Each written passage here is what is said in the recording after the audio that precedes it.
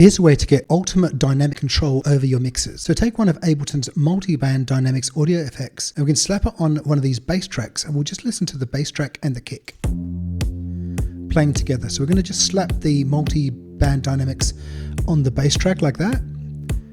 The way the Multiband Dynamics works, we'll just solo the bass track, is you are splitting the frequencies into high, mid and low.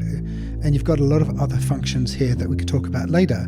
So for example, if you increase the input of the high, you'll be able to hear more of the high frequencies of that bass, and similarly with the mid, and finally with the low.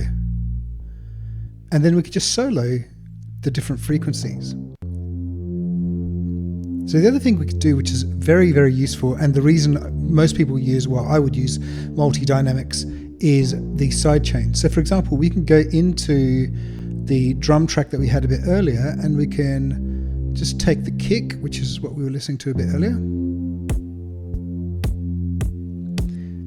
And we can say, for example, let's just solo the low frequencies and we can increase the threshold ratio. So we can actually increase the volume here, the input of the low. So what we've got is a bit of ducking on the low frequencies. And to make that sound more obvious, we can just right click here and drag up. We don't want to go overboard, we can drag up. You can see these squares are changing shape. So what we have here is dynamic multiband ducking, but only on the low frequencies, so we don't have any problems on the high frequencies. But of course, if we want, we can also do some similar on the mids.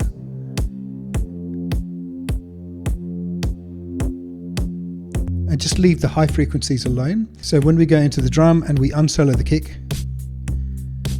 you can hear that sort of pumping, but it's just not overbearing. And the really good thing is with this multiband dynamics, we can take that onto another track. So let's listen to this track. And we can just apply it to this track by copying and pasting. And we can make such adjustments as required.